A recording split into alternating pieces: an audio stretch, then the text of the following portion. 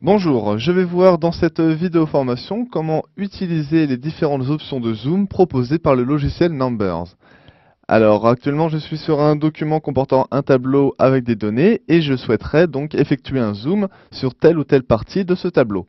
Donc j'ai différentes options qui se posent à moi, comme par exemple la première qui va être de faire tout simplement un clic droit sur le tableau, puis zoom avant ou zoom arrière. Donc dans un premier temps je vais faire le zoom avant en cliquant dessus, et un zoom est effectué. Je place ma souris sur telle ou telle partie du tableau, comme par exemple je souhaite faire un zoom sur Dupont, je place donc la souris dessus, et je refais zoom avant, encore zoom avant, donc autant de fois qu'il le faut, comme cela. Et le zoom se concentre donc sur l'endroit où est placée ma souris. Pour revenir en arrière, il me suffit de faire un clic droit, puis zoom arrière. J'ai également une autre option qui se présente à moi, qui va être d'utiliser l'outil présent en bas de la fenêtre, ici représentant différents pourcentages. Je vais cliquer sur les flèches en haut et en bas, afin d'accéder à différents types de pourcentages qui vont être en fait des échelles, des zooms sur mon document.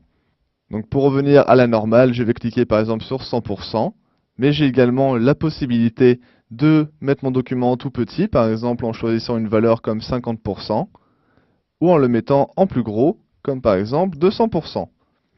Enfin, la troisième option va être de cliquer sur le bouton juste à côté. Je clique une fois dessus et j'ai la possibilité de choisir l'échelle du contenu. Je vais donc pour cela utiliser l'outil qui est présent sur la droite. Je garde la souris appuyée sur le bouton au milieu et je dirige vers la gauche pour réduire ou vers la droite pour agrandir, comme cela. Pour revenir à la normale à tout moment, il me suffit de me replacer donc sur une échelle de 100% et de régler l'option à gauche également sur 100%. Et mon tableau est redevenu à la normale. Voilà, je sais à présent comment utiliser les différentes options de zoom